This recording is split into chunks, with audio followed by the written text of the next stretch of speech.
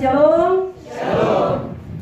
Bapak Ibu dan saudara-saudara jemaat kekasih Kristus, kalau kita baca dalam seluruh bagian Alkitab atau bahkan dalam bagian-bagian tertentu, maka ada bagian-bagian Alkitab yang memberikan pandangan, yang memberikan penjelasan kepada kita bahwa tanpa kita bisa melakukan sesuatu, berkat Tuhan itu pasti datang. Ya. Ada hal yang tidak menjadi persyaratan khusus dalam kehidupan kita, tapi berkat Tuhan itu selalu nyata dalam kehidupan kita. Contoh, saya minta kesediaan dari satu orang membacakan Matius pasal 5 ayat 45. Matius pasal 5 ayat 45. Karena dengan demikianlah kamu menjadi anak-anak Bapamu yang di surga, yang menerbitkan matahari bagi orang yang jahat dan orang yang baik, dan menurunkan hujan bagi orang yang benar dan orang yang tidak benar. Ya. Orang baik, orang jahat, orang benar, orang tidak benar, mereka menikmati yang sama. Cahaya matahari yang sama tiap pagi, hujan yang jatuh. Kalau Tuhan mau benar-benar adil, dia sudah tahu, oh rumah ini rumah orang benar nih, rumah ini rumah orang pamungkas gereja. Jadi tidak usah kasih jatuh hujan, tidak usah kasih panas. Kalau satu kali kasih jatuh hujan langsung banjir, cuma rumah itu saja. Tidak usah kasih matahari, kasih gelap saja sudah. Ini orang tidak menghargai berkat Tuhan kok. Jadi ada hal yang tanpa persyaratan semua umat, bahkan tadi katakan yang baik, yang jahat, yang benar, yang buruk, orang yang suka maki, orang yang bisa bicara dengan lemah lembut, orang yang hidup sesuai dengan apa kata Tuhan, bahkan orang yang hidup tidak sesuai apa kata Tuhan, tanpa persyaratan mereka menerima bagian itu. Karena itu berkat umum. Bahkan bukan orang benar dan tidak benar saja, antara orang yang percaya dan orang yang tidak percaya, orang Kristen, orang-orang pilihan Allah, bahkan orang-orang yang bukan, yang belum menjadi bagian pilihan Allah, Muslim, dan orang-orang yang lain juga mendapatkan berkat yang sama tanpa persyaratan apapun. Tetapi tidak semua begitu, Bapak Ibu. Itu hanya berkat-berkat khusus saja. Tapi ada berkat-berkat yang lebih khusus, yang lebih spesial lagi, yang diberikan kepada setiap orang, tapi ada persyaratan untuk menerima. Jadi jangan pikir bahwa jadi yang penting jadi orang Kristen terima berkat. Atau jangan pikir bahwa ya sudahlah, saya harus bikin ini supaya saya dapat ini. Tapi intinya adalah ada orang-orang yang siap, orang percaya yang siap untuk menerima berkat Tuhan, karena ada persyaratan-persyaratan yang harus dia penuhi dulu, baru dia dapatkan berkat yang dari Tuhan. Bapak Ibu, keseluruhan bagian itu kita bisa bacakan dari pasal 26 ayat 1 sampai ayatnya yang ke-13. Kalau dia melakukan, maka judul yang Lembaga Alkitab Indonesia beri berkat. Dan kalau dia tidak taat dan dia tidak melakukan, maka kalau kita baca dari ayat 14 sampai ayat 46 itu panjang. Itu Lembaga Alkitab memberi judul kutuk. Tapi hari ini kita belajar khusus bagi kita yang benar-benar melakukan persyaratan-persyaratan yang Tuhan berikan, sehingga berkat-berkat Tuhan nyatakan dalam kehidupan pribadi dan juga keluarga bahkan persekutuan. Bapak Ibu Saudara, kalau kita baca 13 ayat ini, maka ada dua persyaratan khusus yang Allah akan berikan dalam kehidupan setiap orang percaya. Dia harus melakukan dua persyaratan ini dulu, baru ada 5 berkat spesial. Dua yang harus dibuat, bonusnya 5 berkat. Kalau kita kan bayar sekian, ya hasilnya sekian. Mungkin bonus 1, 2, 3. Tapi kalau persyaratan yang kita lakukan ini 2, maka ada 5 berkat yang Tuhan sudah nyatakan dalam kehidupan orang-orang yang mau melakukan 2 persyaratan ini. Maka mari kita lihat bersama 2 persyaratan itu apa.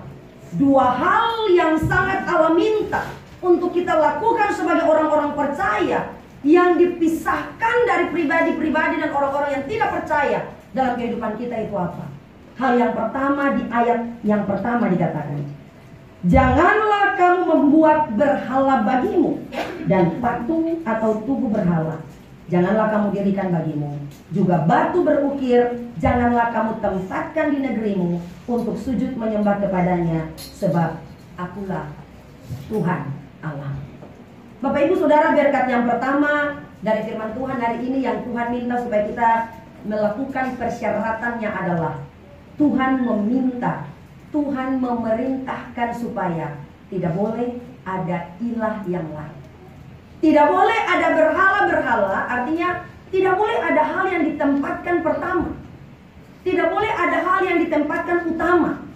Tidak boleh ada hal yang didahulukan daripada Allah. Allah harus menjadi prioritas. Allah harus menjadi tempat unggul. Allah harus menjadi tempat utama dan yang sangat penting dari semua yang kita rasa itu penting di muka bumi ini. Jadi kalau bagi suami istri itu penting, maka Allah harus terpenting. Kalau bagi orang tua anak-anak itu penting, maka Allah yang lebih terpenting. Kalau bagi anak-anak orang tua itu penting, maka Allah yang harus terpenting. Kalau bagi kita pekerjaan itu penting, maka Allah itu terpenting. Kalau bagi kita teman, rekan, sahabat itu penting, maka di atas bagian itu yang penting, yang sangat penting, yang terpenting itu adalah Allah. Nah, Bapak Ibu Saudara, yang dimaksudkan dengan berhala di sini saya percaya bagian-bagiannya ini sudah selalu dibahas. Berhala kan bukan saja patung sembahan, bukan saja sesajen, bukan saja yang lain-lain. Tapi Bapak Ibu akan pikir berhala itu kan pekerjaan, berhala itu kan yang lain.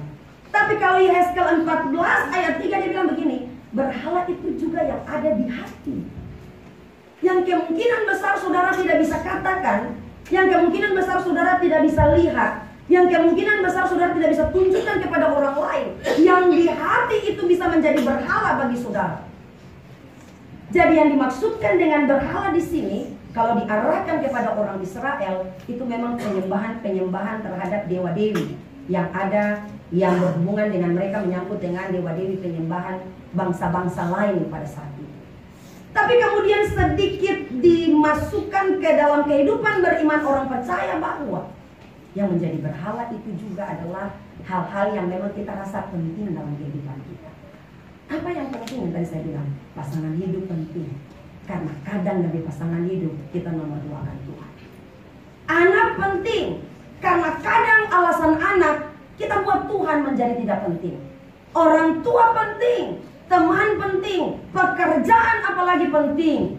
Tapi kadang untuk hal-hal yang penting itu lalu kita taruh Tuhan di bagian bawah, sehingga Allah tidak menjadi seorang pribadi yang sangat terpenting dalam kehidupan kita.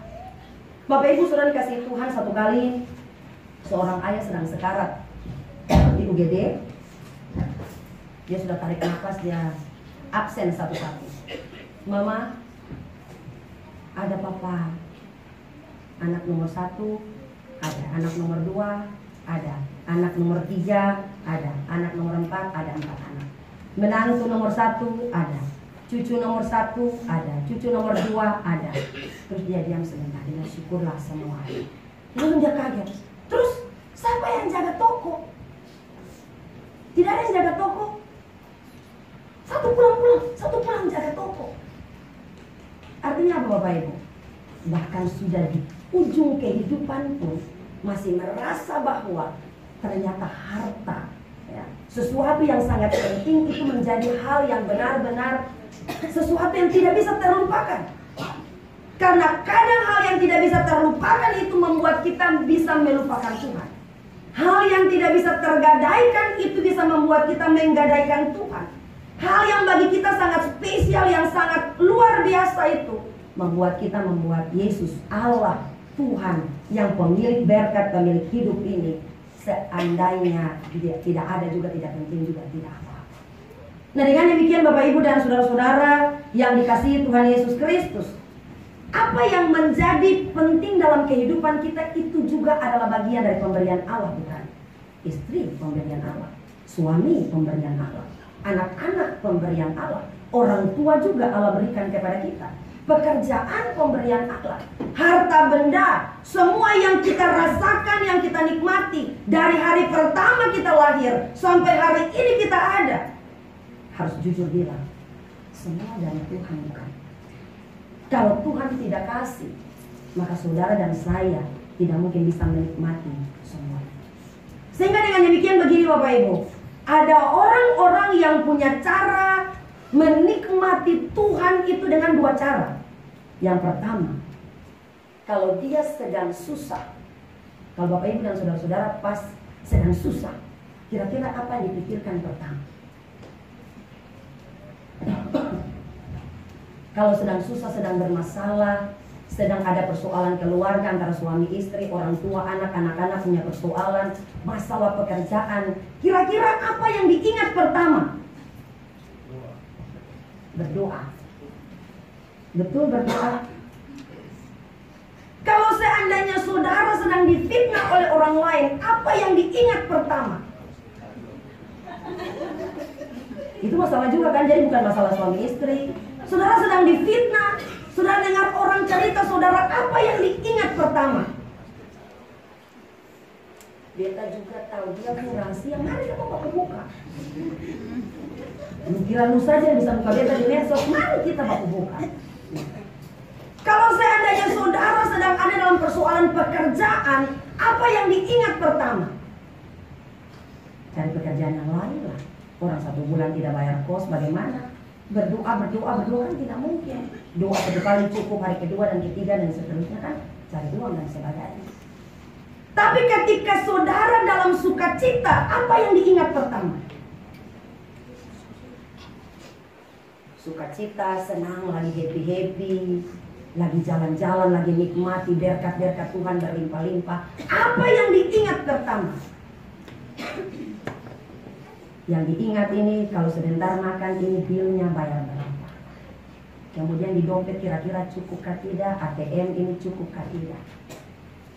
Tapi pernahkah saudara merasa dalam 2 hal itu, suka dan duka itu, ada seseorang yang sangat penting untuk diingat dalam setiap proses kehidupan, bahwa kalau ada masalah, dia yang harus menjadi terpenting.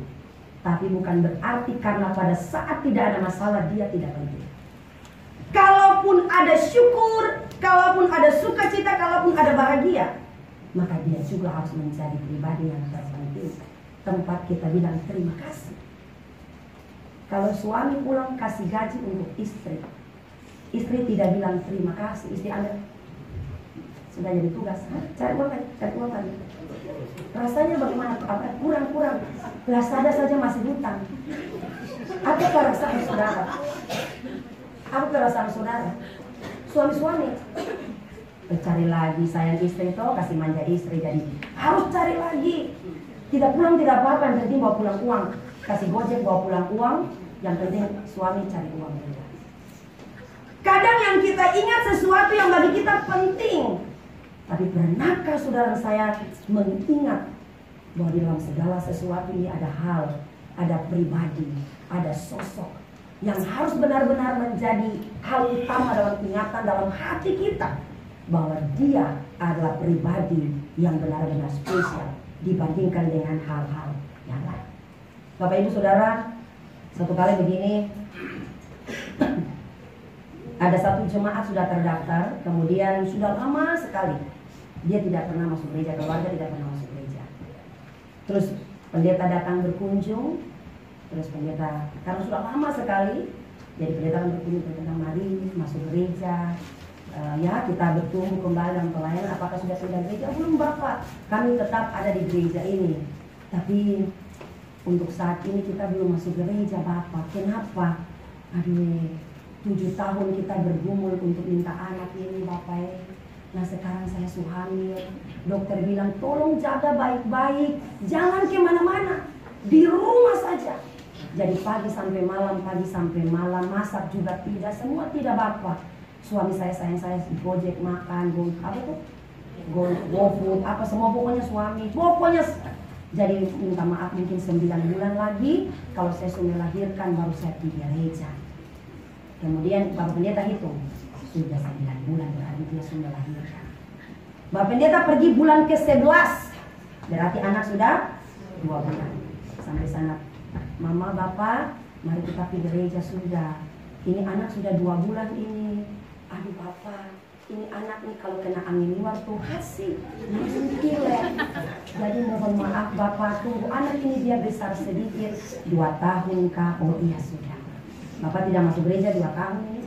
Bapak Pendeta hitung 2 tahun kemudian Bapak Pendeta juga datang. Wih, dia sambut, pendeta datang ke Bapak Pendeta gendong. Kita pergi gereja sekolah minggu Mama Bapak mari sudah 2 tahun ini Mama, aduh anak ini dia nakal ibu bapak itu. Lari sana, lari sini. Nanti saya juga tidak tenang di gereja. Dia tunggu dia besar sedikit mengerti hidup dulu. Oh ya sudah. Bapak Pendeta pulang. 2 tahun kemudian Bapak Pendeta datang, anak sudah mulai dengar-dengar, ya 4 tahun lah. Sudah mulai sedikit kalau dimarahi, sudah mulai diam dan sebagainya ya. Bapak Pendeta ini waktunya mungkin Bapak dan Ibu bisa gereja dengan anak. Terus Bapak bilang begini, aduh beta sudah bilang ini. Memang anak sudah besar Bapak. Tapi minta maaf ini beta istri suhamil lagi. Suhamil anak kedua lagi jadi mohon izin 9 bulan lagi. Bilang, ya sudahlah kalau gitu gereja rumah saja lah. Saya mau pulang kan. Gitu ya. Artinya apa Bapak Ibu? Dari awal pergumulan, permintaan, semua hal dibilang sama Tuhan sang sumber berkat itu. Pernahkah saudara merasa bahwa untuk apa berkat yang Tuhan berikan dalam kehidupan kita? Untuk apa berkat spesial yang Tuhan percayakan dalam kehidupan kita? Bukankah yang pertama itu menjadi kemuliaan untuk Allah? Sehingga dalam taraf, dalam tingkatan untuk menuju ke kemuliaan Allah itu, maka kita harus datang menyembah Dia sebagai Allah Tuhan satu-satunya. Karena kita merasa bahwa semua pemberian Tuhan ini terlalu penting. Semua berkat Tuhan ini terlalu penting. Karena berkat Tuhan terlalu penting, maka menghambat perjumpaan kita dengan sumber berkat itu. Sekali lagi, karena berkat Tuhan kita anggap terlalu penting, maka berkat yang Tuhan kasih itu kadang kita jadi hambatan. Kita menjadi berkat itu hambatan untuk kita berjumpa dengan Tuhan. Satu lagi Bapak Ibu, satu Bapak sudah bertahun-tahun dia tidak gereja. Kemudian dia datang waktu salaman terakhir Bapak Pendeta bilang, saya kenal, tapi kenal di mana ya? Dia bilang, aduh Bapak saya sudah malu lagi. Maksudnya dulu saya gereja di sini, saya jemaat lama, tapi lama juga tidak datang gereja. Kapan terakhir datang? 3 tahun lalu Bapak. Masih tahu alamat gereja ya? Iya, saya masih tahu alamat gereja karena dulu saya sini, Bapak dan majelis doakan saya. Usaha saya, toko saya, restoran saya punya rumah pribadi, semua sudah diberkati. Bapak bilang, bagus ya. Tapi kenapa tiap minggu tidak datang? Bilang, Pak, coba tanya kepada semua pengusaha restoran. Bukankah weekend Sabtu Minggu itu ramai? Jadi saya menikmati berkat Tuhan yang sudah Tuhan kasih. Tapi saya juga titip perpuluhan di majelis. Saya tidak gereja, tapi saya rajin titip perpuluhan di majelis. Oh, yang baca sekian juta, iya itu saya. Memang saya tidak mau kasih nama saya NN, tapi itu saya sudah Bapak. Oh iya Pak. Tapi ini kan hari Minggu. Kenapa hari Minggu kok tidak ada pergi usaha di tempat usaha? Kan ramai hari ini. Bapak, 2 minggu yang lalu usaha kami bangkrut. Sudah disita karena hutang. Oh, jadi sudah bangkrut, baru ingat gereja lagi. Malu-malu. Iya Bapak minta doakan lagi Bapak. Jadi jangan sampai pada akhirnya, saya bilang tadi, berkat jangan menjadi penghalang kita dengan sumber berkat. Dan jangan sampai berkat itu menjadi penghalang Allah memberkati kita. Jangan tunggu bangkrut dulu, jangan tunggu masalah dulu, jangan tunggu persoalan dulu. Baru kita ingat bahwa ternyata saya merasa ada hal yang lebih penting dibandingkan dengan Allah. Sampai kita sudah kehilangan dulu, baru kita menyesal luar biasa. Nah Bapak Ibu dan saudara-saudara yang dikasihi Tuhan Yesus Kristus, oleh karena itu mari kita belajar untuk merasa bahwa ketika kita membuat sesuatu menjadi penting, ketika kita merasa segala sesuatu menjadi sangat penting, lalu itu membuat kita melupakan Tuhan, maka percayalah pada saat itu kita sedang memberhalakan hal yang membatasi kita dengan Tuhan. Kita sedang mengilahkan hal yang membatasi kita dengan Tuhan. Bahkan kalau Bapak Ibu tahu cerita tentang Abraham ya, dia bergumul untuk anak, tapi Tuhan juga menguji dia untuk berkat. Apakah dia lebih penting terhadap berkatnya Tuhan yaitu anak, ataukah dia lebih penting terhadap sumber berkat? Makanya dengan berani dia persembahkan anaknya untuk Tuhan. Tapi apakah Tuhan izinkan anaknya diambil? Kan tidak. Allah hanya menguji hati. Karena tadi Esther bilang, kadang berhala itu ada di hati. Berhala itu kadang hati hanya di penglihatan-penglihatan kita. Jadi hal yang pertama Bapak Ibu Saudara dikasihi Tuhan, kalau kita mau diberkati Tuhan, maka hal yang pertama, Dia memerintahkan supaya tidak boleh ada hal yang lain yang bisa membandingkan pentingnya Allah dalam kehidupan kita. Semua penting, tapi jangan sampai yang penting itu menjadi pembatas kehidupan kita dengan Allah. Jadi hari ini ketika keluarga membawakan anak-anak terkasih untuk dibaptis, maka anak-anak ini juga pemberian Tuhan. Anak-anak kita semua pemberian Tuhan, ya, anugerah Tuhan dalam kehidupan kita. Jadi buat mereka menjadi pribadi supaya menjadi penghubung antara kita dengan Allah. Buat anak-anak ini menjadi sumber-sumber di mana kita bersuka cita karena Allah memberkati rumah tangga kita. Bahkan didik anak-anak supaya dari kecil mereka benar-benar bisa membangun hubungan dengan sumber berkat yang Allah curahkan dalam kehidupan setiap keluarga. Itu yang pertama. Kemudian hal yang kedua yang menjadi berkat di dalam pelayanan firman Tuhan di saat ini, kita bisa baca di ayatnya yang ketiga dan ayatnya yang kedua dikatakan, tadi berkat pertama di ayatnya pertama, berkat kedua di ayatnya kedua dikatakan, kamu harus memelihara hari-hari Sabatku dan menghormati tempat kudusku. Akulah Tuhan. Yang pertama, tidak memberhalakan berkat, dan yang kedua harus menghormati hari Sabat. Bapak Ibu tahu Sabat itu hari apa? Sabat itu hari apa? Sabat itu hari apa? Mama, Sabat itu hari apa? Perhentian. Sabat itu bukan soal Senin, Selasa, Rabu, Kamis, Jumat, Sabtu atau Minggu, bukan. Sabat itu menyangkut dengan waktu perhentian khusus. Kenapa? Karena ketika Allah menciptakan dunia ini, tidak dikatakan hari Sabtu atau hari Minggu, hari yang ke-7. Dan ketika dikaji lagi, dicari lagi, tidak ada nama hari pada saat itu. Hanya dewa-dewa kuno, penyembahan dewa kuno, kemudian menghubungkan dengan penyembahan dewa matahari, penyembahan dewa-dewa yang lain, makanya dimasukkan dalam hari Sabtu sebagai penyembahan dewa. Kemudian dipindahkan hari Minggu oleh agama Kristen karena pada saat kebangkitan Tuhan Yesus Kristus itu hari Minggu. Makanya kebangkitan Kristus menjadi awal dari pengakuan keseluruhan iman orang percaya, keselamatan iman. Makanya kebiasaan Sabtu oleh Advent hari ke-7, dulu hari Sabtu ya, oleh orang-orang Romawi. Kemudian ketika Yesus Kristus bangkit, maka kebiasaan beribadah di hari Sabtu itu kemudian dipindahkan pada hari Minggu. Dasarnya jelas, keselamatan Yesus Kristus sudah bangkit ya, untuk menjadi dasar keselamatan kita. Tetapi yang dimaksudkan dengan Sabat adalah Sabat itu artinya sabat atihal ya. Itu artinya perhentian. Hari berhenti sebentar. Waktu khusus berhenti. Pertanyaannya adalah, pernahkah saudara merasakan Sabat dalam kehidupan saudara selain hari Minggu?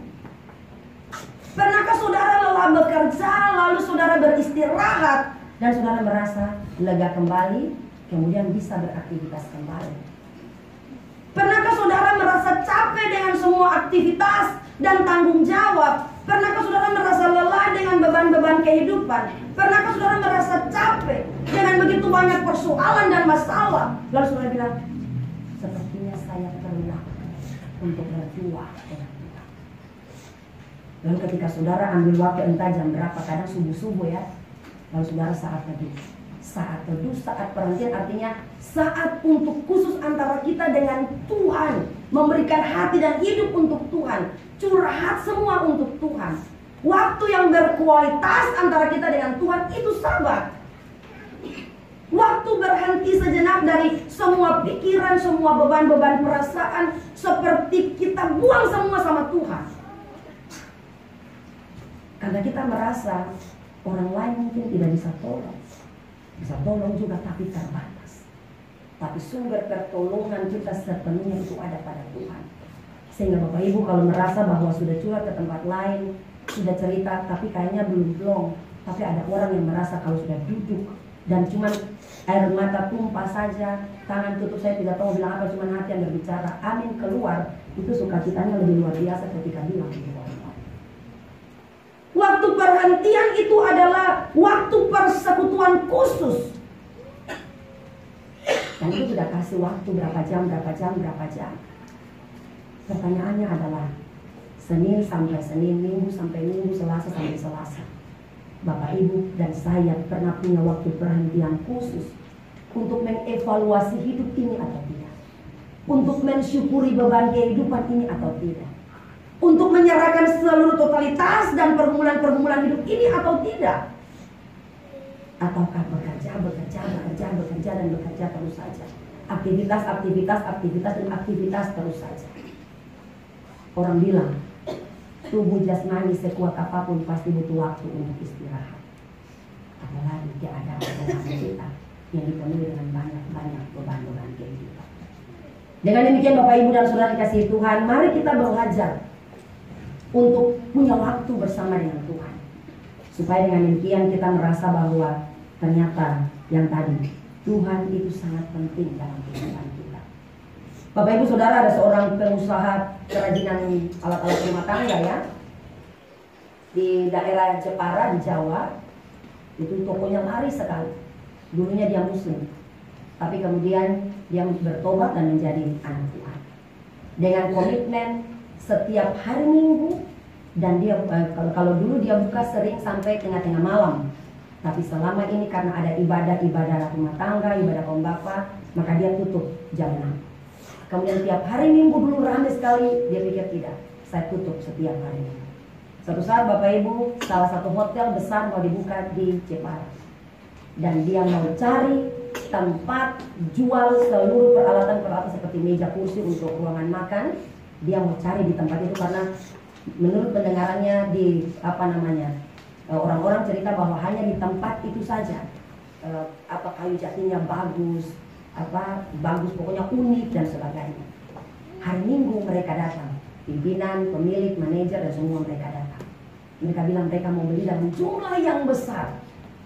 Kemudian ada salah satu anak buah di situ, pas dia ada dia telepon ke bosnya, Pak, tolong pulang dulu.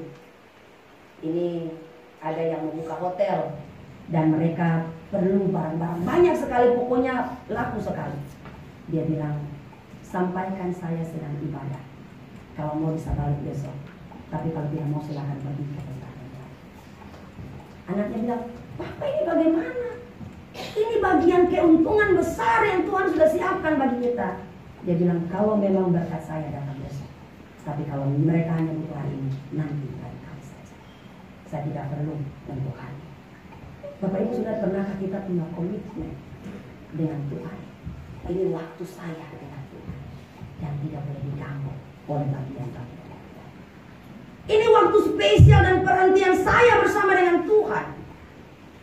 Dan ketika ada gangguan-gangguan yang lain, maka saya harus berkomitmen tidak.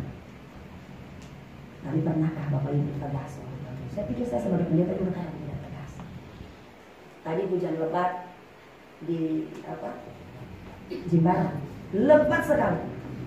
Saya bilang kalau tunggu mobil datang maka sampai siang baru kita ketemu. Saya bilang Tuhan kasih izin saja waktu pas kita datang. Yang penting kita lewat Jimbaran, habis itu jatuh banjir itu tidak apa-apa. Yang penting tolong waktu sudah tidak lagi. Karena saya bonceng Shirley, beliau pakai rok manis lagi. Kemudian bawa kue 2 itu di depan lagi, jadi duduknya gitu ya. Kemudian ada nyong kecil juga di belakang. Saya pikir-pikir, ini kalau kita basah tidak apa-apa, ini nyong kecil dia basah, ini pikir-pikir juga. Ternyata kalau sambil siap-siap sudah mulai gerimis, ternyata langsung reda. Nah kita datang. Apakah hujan bisa memberhentikan langkah kita untuk melayani Tuhan dan datang beribadah kepada Tuhan? Saya pernah bertanya kan, kalau hujan deras, sudah berganti baju manis duduk, tidak bisa datang lihat waktu-waktunya sudah 2 safwan, sudah berkat. Daripada pergi berkat, mending tidak usah pergi, ganti baju lagi nanti minggu depan. Pertanyaannya, kalau yang jatuh dari langit ini 100.000 merah-merah itu sudah keluar dari ember? Sudah keluar dari apa? Ya, kita tahu lah, pokoknya bongkar atap rumah. Uang mesti jadi ya. Itu baru hujan air, belum hujan linggis. Bapak belum hujan linggis. Ya. Belum hujan batu, baru hujan air. Mungkin dengan kawan-kawan yang lain. Ketika saudara sudah ganti baju mau pergi ibadah ini, sudah siap di motor, tiba-tiba telepon. Ini ada teman undang bikin apa? Kita sudah ada pesan apa? Pesan tempat duduk di mana? Terus video call. Saya pernah bilang ya, video call. Hari ini sudah ada Alkitab lagi. Ma, ya, Tuhan Alkitab ada penting, bos, penting punya ini bos, penting. Alkitab titip langsung apa? 30 apa? 30 apa? OTW. Jadi tadi berdoa dalam Tuhan sama pergi ibadah sampai di motor. Pergi ibadah juga tapi ibadah yang lain. Pernahkah saudara merasa bahwa yang penting itu tidak terlalu penting dibandingkan dengan Allah yang sangat penting dalam kehidupan kita? Karena pernahkah saudara merasa bahwa ketika pergumulan berat dan Tuhan menjawab segala sesuatu, itu menjadi sesuatu yang luar biasa. Dengan demikian Bapak Ibu, dua bagian itu harus pentingkan Allah, jangan sembah Allah lain. Kemudian kedua, harus punya waktu penelitian bersama dengan Tuhan. Maka ada 5 berkat. Bapak Ibu bilang, ini 2 saja lama ini, terus tambah 5 lagi. Tidak ya, 5 ini pendek-pendek saja. Kalau kita baca apa berkat yang Tuhan berikan kalau kita melakukan 2 hal itu dalam kehidupan kita. Berkat yang pertama ayat 4, 5, dan 10 dia bilang begini. Maka aku akan memberi kamu hujan pada masanya, sehingga tanah itu memberi hasil dan pohon-pohonan di ladangmu akan memberi buahnya. Lamanya musim mengirik bagimu akan sampai pada musim memetik. Memetik buah anggur. Lamanya musim memetik buah anggur akan sampai pada masa musim menabur. Bapak Ibu bayangkan ya, mengirik sampai memetik sampai menabur itu dia ulang terus, dan tidak pernah kurang. Kemudian 10 bilang, kamu masih akan makan hasil lama dari panen yang lampau, dan hasil lama akan kamu keluarkan untuk menyimpan yang baru. Berkatnya apa Bapak Ibu? Berkat tidak pernah habis dalam kehidupan kita. Cukup iya, mungkin saudara akan bilang, aduh kok ini belum, orang anak-anak butuh ini, kita butuh ini belum bayar, Tapi pernahkah saudara bilang, tepat pada waktunya, ada saja Tuhan. Ada saja Tuhan, ada saja. Dan bukankah itu bagian dari berkat-berkat Allah yang Allah berikan dalam kehidupan kita? Ketika 2 hal itu kita lakukan dalam kehidupan kita. Berkat yang pertama, pekerjaan dan usaha Tuhan buat berhasil. Pekerjaan dan usaha Tuhan berkati. Kemudian Bapak Ibu, hal yang kedua, berkat yang kedua di ayatnya yang ke-6 dikatakan, dan aku akan memberi damai sejahtera di dalam negeri itu, sehingga kamu akan berbaring dengan tidak dikejutkan oleh apapun. Aku akan melenyapkan binatang buas dari negeri itu, dan pedang tidak akan melintas di negeri. Berkat yang pertama, penghasilan diberkati, usaha dan pekerjaan diberkati. Berkat yang kedua, diberikan damai sejahtera. Jadi bukan saja Allah memberkati dalam pekerjaan, tetapi juga Allah memberkati dalam kehidupan yang penuh dengan damai sejahtera. Kemudian yang ketiga ayat 8 dikatakan, 5 orang dari antaramu akan mengejar 100, dan 100 orang dari antaramu akan mengejar selaksa, dan semua musuh akan tewas di hadapanmu oleh pedang. Yang ketiga, tidak akan ada rancangan-rancangan orang jahat bisa terjadi nyata dalam kehidupan kita kalau tanpa seizin Tuhan. Makanya tadi lagu Mambon tadi bilang ya, saat kita mengandalkan Dia, tak sehelai rambut pun yang jatuh tanpa seizin Tuhan. Firman Tuhan kita bilang begitu. Kalau kita mengandalkan Dia, satu rambut di kepala ini tak akan rontok tanpa seizin Dia. Berarti yang ringan ini saja, yang dianggap remeh ini saja, yang kita bilang ini rontok sampai itu saja, satu jatuh saja itu tanpa seizin Allah tidak bisa jatuh. Apalagi kalau rencana-rencana orang jahat dalam kehidupan kita. Kalau Allah menjaga dan melindungi, tidak akan terjadi. Tapi kalau Allah menjadikannya ujian dalam kehidupan kita, bisa terjadi. Tapi Allah tetap memelihara sampai prosesnya selesai. Kemudian berkat yang keempat, di ayatnya yang ke-9 dikatakan, dan aku akan berpaling kepadamu dan akan membuat kamu beranak cucu serta bertambah banyak, dan aku akan meneguhkan perjanjianku dengan kamu. Berkat bukan satu generasi, bukan 2 generasi. Anak cucu berarti ada generasi-generasi selanjutnya yang diberkati oleh Tuhan. Berkat pertama, usaha diberkati. Berkat kedua, damai sejahtera. Berkat ketiga, tidak akan ada rencana orang jahat yang terjadi dalam kehidupan kita. Dan berkat yang keempat, Allah memberkati generasi-generasi yang dilahirkan oleh orang-orang yang hidup taat kepada Tuhan. Dan berkat yang terakhir ini lebih spesial, di ayat 11-13 dikatakan, aku akan menempatkan kemah suciku di tengah-tengahmu, dan hatiku tidak akan muak, gitu ya. Hatiku tidak akan bosan-bosan untuk melihat engkau. Tapi aku akan hadir di tengah-tengahmu, dan aku akan menjadi Allahmu, dan kamu akan menjadi umatku. Akulah Tuhan Allahmu yang membawa kamu keluar dari tanah Mesir, supaya kamu jangan lagi menjadi budak mereka. Aku telah mematahkan kayu kuk di atasmu, dan membuat engkau berjalan. Pernahkah saudara merasa malu oleh karena orang bikin malu kah, oleh karena dosa saudara kah, dan saudara mau angkat muka, ya orang tuh malu sekali. Tapi pernahkah saudara dikuatkan oleh Tuhan dan saudara berjalan kembali angkat muka? Karena kita sudah memulihkan ya, kuk dan beban-beban hidup itu Tuhan sudah. Jadi hal yang terakhir, Tuhan akan hadir sendiri. Jadi bukan saja berkat-berkatnya, 4 berkat tadi yang hadir, tapi Dia sendiri yang akan hadir bersama-sama dalam kehidupan setiap anak-anak kita. Persyaratannya apa? 2 tadi. Mari kita belajar untuk tidak menyembah yang lain. Dan yang kedua, kita belajar untuk benar-benar mengkhususkan waktu dengan Tuhan. Hari ini anak-anak kita akan kembali dibawa kepada Tuhan. Papa dan mama harus punya waktu untuk kasih contoh kepada anak-anak. Jangan paksa anak di gereja, sedangkan orang tua tidak pernah di gereja. Jangan paksa anak untuk baca Alkitab dan rajin berdoa, sedangkan orang tua saja tidak melakukan bagian. Hari ini bawa mereka di altar kudus untuk menerima sakramen baptisan kudus dengan catatan orang tua siap mengantarkan mereka dalam didikan bersama dengan Tuhan sampai waktunya, entah berapa belas tahun yang akan datang, mereka berdiri sendiri untuk mengaku dalam peneguhan di gereja. Ya, saya bersedia menerima Yesus Kristus sebagai Tuhan yang bersama.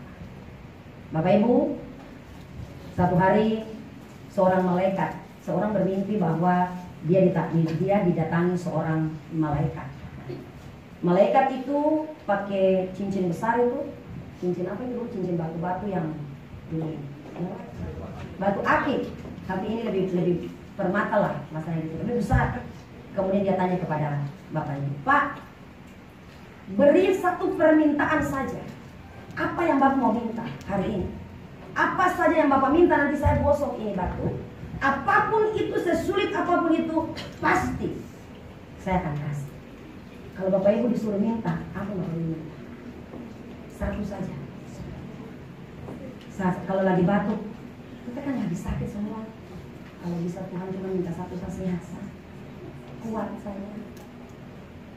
Terus kalau yang belum punya pasangan, sudah pas umur, ya Tuhan, kalau bisa inisial ini sudah ya, jangan tukar-tukar lagi. Kalau yang punya anak pasti rindu untuk punya anak. Terus kalau yang istri suka bikin rusuh di rumah, atau suami bikin rusuh di rumah, minta apa? Aduh, jangan minta yang baru, minta mereka berubah. Minta yang baru itu. Kira-kira saudara minta apa? Satu saja permintaan. Umur panjang, hikmat. Lalu bapak itu bilang begini, saya minta satu saja. Minta apa? Saya minta cincin. Dia kan minta cincin kan?